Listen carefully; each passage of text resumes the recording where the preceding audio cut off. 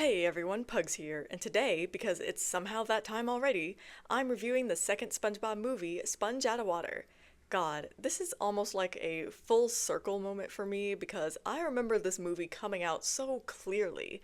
I remember going to the theater to see it. Fun fact, but I actually didn't end up staying at the theater to watch it because I got sick shortly after the movie began, so I ended up watching it at home sometime later, which means that Search for SquarePants was actually the first, and so far only, time I've seen a SpongeBob movie in full at a theater. Okay, well, that's all besides the point. The point is that today, nearly 2 years to the day since I reviewed the first one, I'm dedicating a video to reviewing a movie. This is definitely a bit outside of my wheelhouse in that I choose my short, bite-sized, episodic structure of my reviews for a reason. A feature-length film is pretty long when it comes to reviewing with the level of detail that I normally do. So I'll be necessarily pulling back on that for my own peace of mind. But don't worry, I've still got lots and lots to talk about with this movie, especially with how era-defining this movie turned out to be, although to a lesser extent than the first movie. But I'm getting ahead of myself. Let me stop now before I get into all the juicy analysis that I'm saving for later. And so, since I'm right up on the end of this introduction, I think now is the time to say thank you to everyone watching today. It's because of y'all that I even bothered reviewing the first movie, so everyone responsible for that are why I'm here doing the second movie today. Y'all set a precedent. And now, let's just get right into it. Sponge Out of Water. I can't believe how long it's been. This movie is many things. The show's biggest project budget-wise, the show's biggest box office success, a festivity of multiple animation styles. It's also good. I'm just gonna say that straight up. No reason to beat around the bush. I like this movie a lot. Despite my written reviews of the first and second movie being similar, I liked the structure I used to review the first movie here on YouTube, and so I think I'll be changing up the written review significantly so that I can do that again. So I'm going to break up this review by talking about specific elements of Sponge Out of Water, and then I'll tie it all up at the end. What do you know? I even have a fandom conversation to offer my 2 cents on, just like last time. I might as well start with the plot. I really like the plot of this movie, and really, I care less for Burger Beard's whole thing than I do about the way that the Plankton and SpongeBob dynamic is front and center here. I like the running theme about rewriting your own ending, and I think it kind of applies to Plankton here too. Like, he doesn't always have to be the villain of the story. How nice then that this movie comes after Plankton's Pet, where I talked about this exact thing at length. And to be clear, I do enjoy Burger Beard's whole thing. It's silly as hell, which is perfect for this movie. I like how his scheme is literally just steal the recipe for an underwater sandwich so he can get rich quick on land. It's just silly. And it's dealt with in a silly fashion, with SpongeBob, Patrick, Sandy, Mr. Krabs, and Squidward, and then later Plankton, becoming superheroes because why not? And let's not forget the whole first half of the movie, which in my opinion was the best part of it. Like, the whole Krabby Patty apocalypse was hilarious. I think it's very funny that both the first and second movie had apocalyptic events happening to Bikini Bottom, and both were tied to the Krusty Krab. And then the time travel stuff was also very amusing, and let's not forget everything that happens with Bubbles the dolphin. Just great stuff here. This movie is just so fucking silly. It's great. And the thematic core I mentioned earlier about rewriting your story, it may not be as overt or central as the thematic core of the first movie, but I enjoyed it all the same. The more subtle approach here was actually pretty nice considering how often these kinds of themes are made obvious as hell. But, like, I guess in a way this idea of, I don't know, perseverance and hope and all that, it's kind of the core of the Plankton and SpongeBob dynamic as well. Which, let me go ahead and switch over to talking about the characters so I can really dive into this.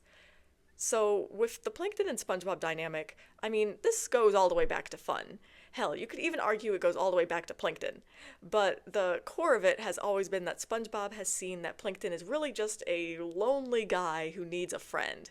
Plankton keeps pushing that away and committing to villainy, of course, but that's always been the core of it. This movie keeps that as the core. And through SpongeBob's persistence and not abandoning Plankton, we watch Plankton actually grow. Obviously, status quo is king at the end, but during the course of the movie, Plankton does undergo a bit of a journey, being able to work cooperatively with SpongeBob and not taking the formula when he easily could have, even if he commits to doing so someday anyway. It's satisfying to watch the growth here, just like the way that SpongeBob grew in the first movie, but there's just something so endearing about the SpongeBob and Plankton dynamic, SpongeBob's optimism paired with Plankton's specific brand of cynicism, and so I think that this was a great choice of focus for Sponge Out of Water. SpongeBob and Plankton are really the most important characters in Sponge Out of Water, and they remain the most important by far until the last act when everyone goes to the surface world, but they're not the only good characters here. Patrick is a real standout from the comedy point of view, especially during those earlier scenes of him fighting alongside SpongeBob defending the Krusty Krab, or what he's like during the apocalypse scenes. I thought the part where he betrayed SpongeBob and Plankton was hilarious. Mr. Krabs is also good here, and I kind of love the way he immediately jumps into thinking SpongeBob has been working for Plankton the whole time. He's just so dramatic in this movie, it's great. Squidward plays a pretty similar role here as he does in the first movie, in that he really isn't in it a whole bunch compared to the featured characters, but he acts as good comedic relief in the scenes that he's in. Sandy, of course, is given the short end of the stick compared to everyone else, but at least she's given things to do for once, so I'll take it. The way she goes full conspiracy when the Krabby Patty apocalypse happens and the page lands on her tree dome is hilarious, because usually Sandy is more of a voice of reason, so seeing her become this shell of herself was great. The villain, Burger Beard, was quite entertainingly played by Antonio Banderas, but I really don't have much to say about him. He's fun and silly and works perfectly for our one-off villain here. Speaking of one-offs, I also really enjoyed Bubbles. He just abused me. And I guess while I'm here, I'll just say that I wish that this movie did more of the characters that warrant SpongeBob and Plankton. A B-plot in this movie would have been much appreciated, given how it is, a movie. I'm honestly surprised there wasn't really a true B-plot.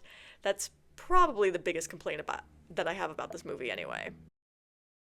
But anyway, while I'm on the topic of amusement, I guess I should go over the comedy in this movie. It's great. Like, the jokes land and they land well.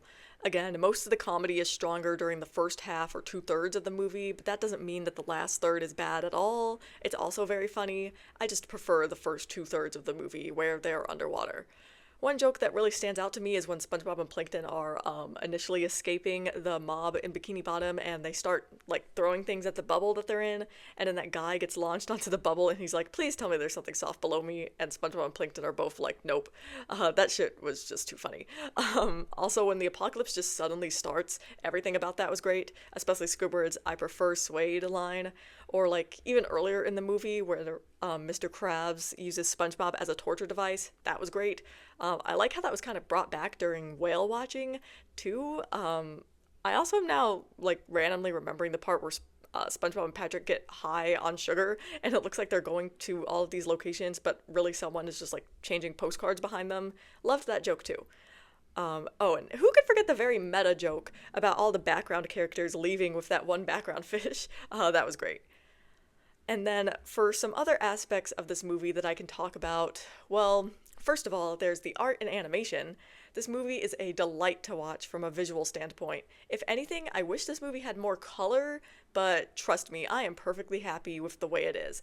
The background art in this movie is also a huge standout for me, and I just love the look of apocalyptic Bikini Bottom. The set design is great. And have you guys seen some of the concept art for this movie? It's funny, they put some of the links I'm putting in the description in the new art book, because I've been looking at these gorgeous pieces for years.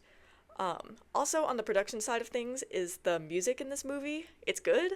I like SpongeBob and Plankton's little song about teamwork. I like the little silly rap battle at the end of the movie. Yeah. I don't care. It's fun. And epic rap battles of history was huge at the time, so it makes sense why they included this. And then of course there's the ever iconic credits music, Squeeze Me. Love that song, and I love the credits art. It's so cute. And I like the little touches of the show's usual OST that we hear in the movie with Gator, You're Nice, Saltwater Works, and 12th Street Rag all making an appearance. Just like when I reviewed the first movie, I want to take a step back and think about what this movie means, I guess, in a retrospective way.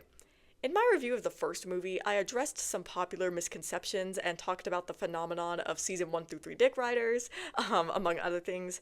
This go around, I want to talk a little bit about the popular reception of this movie and the, well, I suppose, influence of this movie on the show. So basically, what this movie means on multiple levels. That's probably what I'll name this section anyway. It's hard to believe that there was a time where hating on this movie was popular. If you were in the fandom when the movie first came out, you'd know what I'm talking about. It wasn't as bad as people hate on the most notorious episodes of the show, but given that the movie came out during a time where everyone and their mom had something bad to say about what was at the time modern SpongeBob, you bet your ass people had shit to say about this movie. Which is hilarious given how much of a commercial success it was. But anyway, I remember a time when people would say that this movie was unnecessary, that it was the show overextending itself and overstaying its welcome. You know, the typical Nickelodeon is milking the show when everyone wants it to stop type shit. These days, you don't really hear that argument. Not about the second movie, anyway. But also, given the state of animation as a whole right now, people are cluing into the importance of a long-running show like SpongeBob SquarePants. Also, there are 2 to 4 more movies, depending on how you're counting these, to contend with, so if people are making these arguments, they are mostly focused on those movies. So really, Sponge Out of Water has entered its era of being the forgotten middle child, just like the middle seasons of the show are beginning to. I think it's earned its rest, just like those seasons, given how much its mere existence was a fact of debate for this fandom for literal years. For many, this movie represented the commercialization of SpongeBob SquarePants, an encapsulation of its move from simple creative project to multimedia conglomerate. And, I mean, that's not entirely wrong. I think it's a very negative way to portray this, but it's not wrong. This movie was indeed the biggest budgeted thing to come out of this show, and it still is. Its release was huge, and it demonstrated to both the audience and Nickelodeon that SpongeBob still dominates the market, and won't be going away anytime soon. But, that's not a bad thing. Consumerism is bad. Capitalism is bad. A show being immensely popular is not bad. To me, this movie is just kind of the show basking in its own popularity, and I don't see anything wrong with that. The show had been running for 15 years by this point. It's allowed to do that. Sometimes it feels like people would take issue with the fact that the show ever acknowledged its own popularity in the first place, which is why they'd get so mad that it would still be running after however many years. I also think that people need to remember that even though SpongeBob SquarePants is a show with a huge creative heart at the core of it, it's still a product. A product meant to make money. Like any sort of creative production, particularly ones that are not independent and are pushed to the mainstream. But, like I said, these days, these arguments aren't found so much. I don't even see them for the newer movies, so I guess that was me finally putting into words the issues I had when I first read those arguments all those years ago. Moving on, what I really want to talk about is how Sponge Out of Water is both an era ender and an era beginner. More of the latter, really, but as many of you watching already know, the production for this movie split the production of Season 9 in half, hence why people call the part of Season 9 that came before this movie Season 9A, and the part that came after this movie Season 9B. There is a stark difference between Season 9A and 9B. Season 9A is much like Seasons 6 through 8. Season 9B is what started the current era of modern SpongeBob, aka the era known for its expressive animation and frequent engagement in self-reference. Over the years, I've seen many debates as to why the show had this big shift. The most agreed upon reason was Steven Hillenburg's renewed involvement in the show after the second movie. I say renewed because despite popular belief, he was always involved in the show in some capacity even after the first movie, but after the second movie, which he also helped write, he started working on every stage of production, including recording and writing sessions, and any and all meetings, at least according to Vincent Waller, one of the current showrunners. To be clear, I don't disagree with this reason. I think it makes a lot of sense. Although I think the main reason people agreed with it so much was because 9B and beyond, until about season 12 when the hype wore off, was regarded so positively, so of course all the people who hated on modern SpongeBob for years would jump on this idea that it was only Hillenburg's return that made it great again. But anyway, although I don't disagree that Hillenburg returning certainly contributed to the change in the show, I always felt that that was an incomplete reason. I mean, the difference between 9A and 9B was so ridiculously stark that there had to be more than one explanation, and I personally always thought it had something to do with the production of the second movie itself. Maybe it caused a renewed vigor among the crew, or forced people to experiment, or something. I could never put my finger on a reason, but I just felt it in my gut. And you want to know something funny? Just before writing this script, and I mean days before, I received my copy of the SpongeBob SquarePants art book, and guess what it said right on page 187? That's right. Dave Cunningham, supervising producer of the show, flat out says that the way they pushed the boundaries of animation in Sponge Out of Water when it came to expressiveness and fluidity directly influenced the crew to do the same in the show. So yes, this is clear, undeniable confirmation that the second movie influenced the show in a way that we are still seeing today. And so that is what Sponge Out of Water means to me. That is its legacy. It ushered in a renewed era of the show, an era that brought back so many fans, an era that changed the whole vibe of the show for the better. I'll of course be able to wax poetic about all of this in the next few season overviews, so you can consider this a preview, but I really think people need to start talking about this movie again, because if you love the newest seasons, then you've got this movie to thank for them. It's just really unbelievable how much making this movie changed the show. People have said the hell and back all the impacts of the first movie, so let's start talking about the impacts of this one, because its reverberations continue to ring into the present day, and I'd love to analyze that.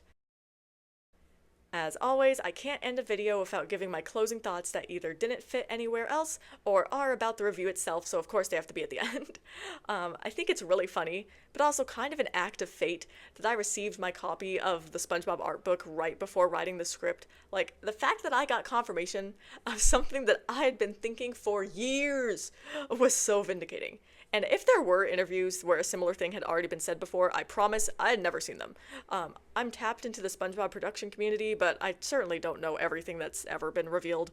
I revisited my review of the first movie to prepare for writing the script in this one, since I couldn't remember how I structured things, and now that Search for SquarePants has been released, I think it's hilarious that I was talking about how the lack of Sandy in the first movie wouldn't fly today.